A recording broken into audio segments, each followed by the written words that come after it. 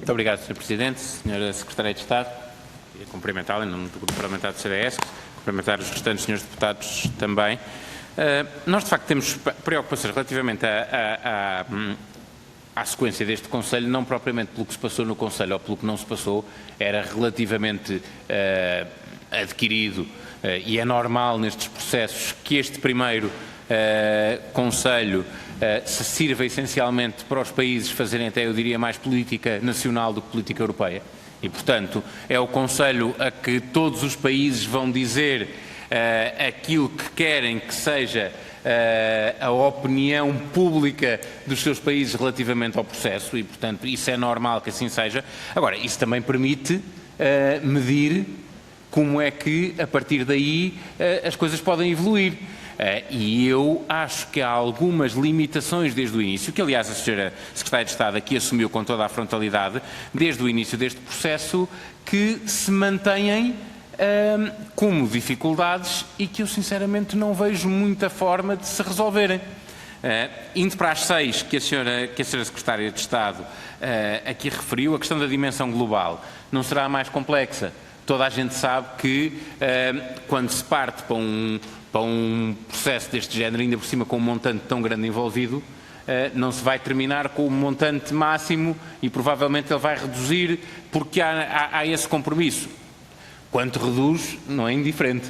E, portanto, cá estaremos para ver o impacto que isso tem. O facto de reduzir não é em si uma preocupação, saberíamos que aconteceria.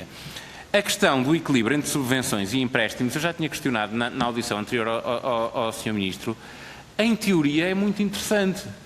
Só que se a prática nos disser que o dinheiro que vamos receber em subvenções são empréstimos que apenas não contam para o peso da dívida no PIB, isso já faz muito menos diferença. Porque é assim, se nós de facto não temos, não é indiferente, se nós não temos a pressão da dívida no PIB, mas temos a pressão de, mais à frente, termos que reembolsar estes empréstimos, e é isso que está previsto se não houver recursos próprios. Eu disse isso, Sr. Ministro, com a sua natural habilidade para explicar todas estas coisas, vai dizendo as coisas de outra maneira, mas a verdade é esta. No fim do dia, se não nos entendemos para recursos próprios, e se no limite não nos entendêssemos sequer para aumentar o financiamento nacional, os países pagam. Cada um na sua cota-parte proporcional e, portanto, esta diferença entre subvenções e empréstimos só é tão relevante na prática como na teoria se nós encontrarmos uma solução de recursos próprios. Senão, a discussão é meramente teórica e não tem qualquer aplicação prática. E vamos então à questão dos recursos próprios. Eu ainda não consegui convencer-me de que não vi já este filme. E eu vi este filme relativamente à taxa sobre as transações financeiras. Isto já aconteceu. Todo este processo já aconteceu no âmbito da União Europeia.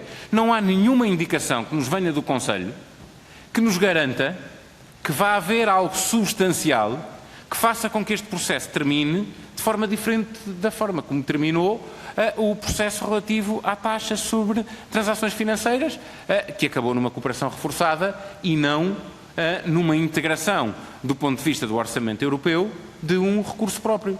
E, portanto, como é que nós vamos garantir, e eu aí devo dizer que não subscrevo nada ao otimismo relativamente ao digital, acho tão ou mais complexo taxar o digital nos termos que se pretende como aquilo que se pretendia relativamente às transações financeiras. Essa ideia de que há umas empresas que estão fora da Europa e que é facílimo nós taxarmos, nem é bem assim nos estarem fora da Europa e não é bem assim para Portugal.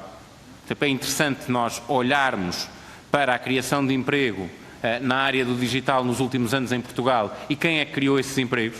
Se por acaso não foram exatamente algumas das empresas que agora dizemos que são uma napa, nós conseguimos financiar através dos recursos próprios, e o facto de não estabelecermos nenhuma relação entre as duas coisas pode não ser o mais avisado. E depois, há a questão da chave de repartição. Eu queria perguntar uma coisa muito objetivamente, estas são questões mais gerais de comentário, mas uma muito objetiva. Qual é o impacto do cenário macroeconómico definido por cada país na chave de distribuição? Ou seja, quando o Sr. Deputado Bruno Dias aqui questiona como é que é avaliado o impacto na Alemanha perante aquilo que é avaliado o impacto em Portugal, o que eu quero saber, porque não sei mesmo, é qual é o impacto que tem o cenário macroeconómico que cada país fez, porque o impacto que tem a ver com o desemprego que se prevê, tem a ver com a recessão que se prevê.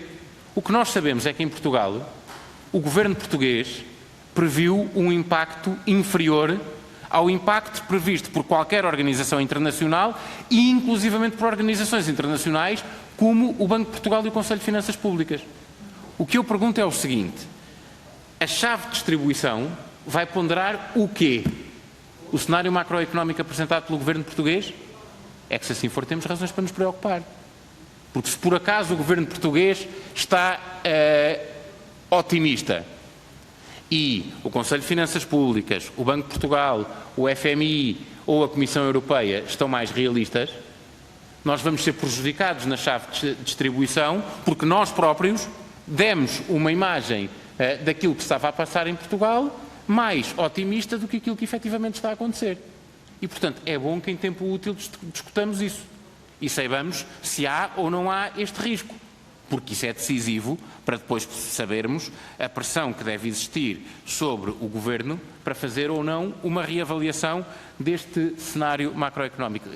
São 6 minutos, Sr. Presidente, ou são 7 ou 6? Então, eu guardo para outra ronda já. Fico por aqui. Muito obrigado. Muito obrigado, mas nós estávamos tão embevecidos a escutá-lo que nem nos percebemos que já tinha ultrapassado. Sim, senhor, mas foram questões muito pertinentes que eu dou a palavra à senhora Secretária de Estado para responder. Muito bem, muito obrigada. Eu não tenho a habilidade do Sr. Ministro. Isso resulta bastante claro, mas há coisas que eu acho que nós podemos ter aqui, e obrigada pelas suas questões, aliás, obrigada pelas questões de todos, porque as questões que o Sr. Deputado Bruno Dias há pouco colocou também são bastante pertinentes, mas e são, de alguma maneira, interconectadas. Mas vamos a esta última questão que estávamos aqui a avaliar. Vamos lá ver. Nós temos aqui vários mecanismos deste. Este mecanismo grande, o Next Generation, não é? O Next Generation tem o instrumento de recuperação. Os critérios de alocação do instrumento de recuperação são a população, o PIB per capita invertido, num determinado momento, o desemprego médio nos últimos 5 anos face à média da UE. Portanto, nos últimos 5 anos. Portanto, aqui é retroativo. Portanto, e foi em função destes critérios de alocação que a Comissão apresentou aquela lista dos envelopes nacionais. Portanto, aqui o que se testa e o que se pretende responder é à capacidade de resiliência de cada um dos Estados-membros da União Europeia face à crise, face a esta crise e a outras crises que venham no futuro. Portanto, é dizer, nos últimos 5 anos, e o indicador do desemprego nos últimos anos é um bom indicador para avaliar se o país é ou não resiliente. Como é que estão as coisas? E é por causa destes indicadores que nós temos a Espanha e a Itália a receberem grande parte da alocação destes fundos. Outra coisa diferente é o outro programa, que é muito mais pequeno, mas que não deixa de ser importante, que é o REACT-EU.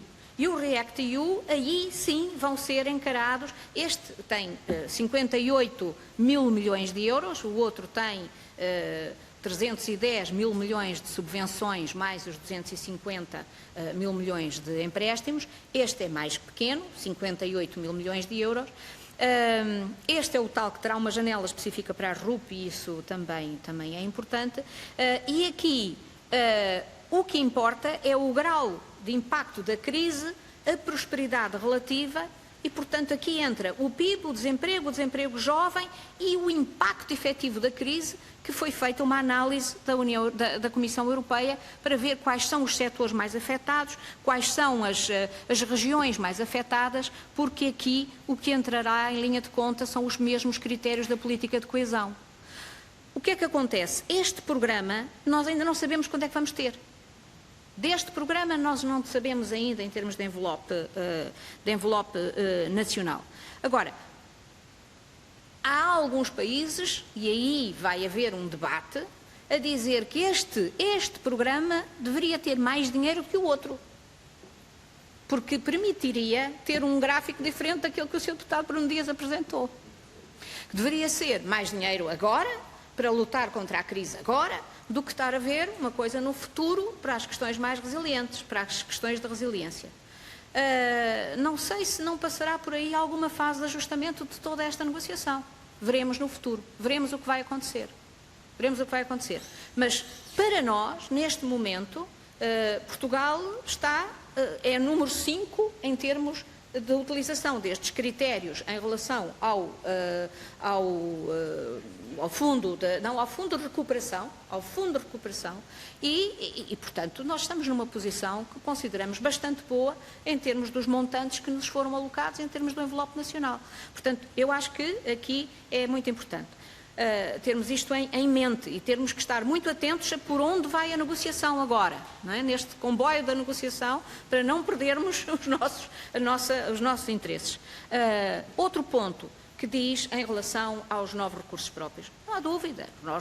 Portanto, há uma emissão de dívida, a dívida vai ter que ser paga. Isso aí vai ter que ser paga mais longe, vai ter que ser paga não agora, vai haver uma grande maturidade. Isso é muito importante para Portugal, país que tem uma dívida relativamente elevada e, portanto, precisamos de controlar esse aspecto. Mas lá no fim da linha, não há dúvida que só há 3 possibilidades. Ou os países pagam mais, ou os programas são menores, ou encontramos novos recursos próprios. Pronto. Do nosso lado, sempre dissemos que o que queremos é que haja novos recursos próprios, que isso é fundamental, haver novos recursos próprios. Vai ser fácil? Não vai ser fácil. Essa negociação não vai ser fácil. Mas temos que chegar lá. E eu acho interessante que o Sr. Deputado diz, eu já vi isto. A gente também já tinha visto este debate todo sobre mutualização de dívida. E agora aconteceu. Não é? Portanto, não percamos a esperança. Não percamos a esperança. Pode ser que a gente chegue lá e que realmente, com intensidade e, sobretudo, com esta pressão que o Parlamento Europeu também está a fazer sobre este tema, a gente chegue à questão dos recursos próprios e de encontrar aqui uma resposta que seja adequada, porque há múltiplas possibilidades. Precisamos de afinar o que é que significa cada um destes novos recursos próprios para a União, os montantes, porque, por exemplo, o recurso próprio dos plásticos talvez seja o mais fácil, mas não é substantivo, é relativamente pequeno. Pronto, e vai diminuir, não é? E vai aos poucos irá diminuindo. Mas é importante porque está em linha com as nossas prioridades, com a prioridade de sustentabilidade, a luta contra estas coisas, contra os plásticos e a favor da sustentabilidade. Portanto, lá chegaremos. Eu acho que ainda há caminho para fazer, sem dúvida nenhuma, mas lá chegaremos em relação à questão dos recursos próprios, que é fundamental.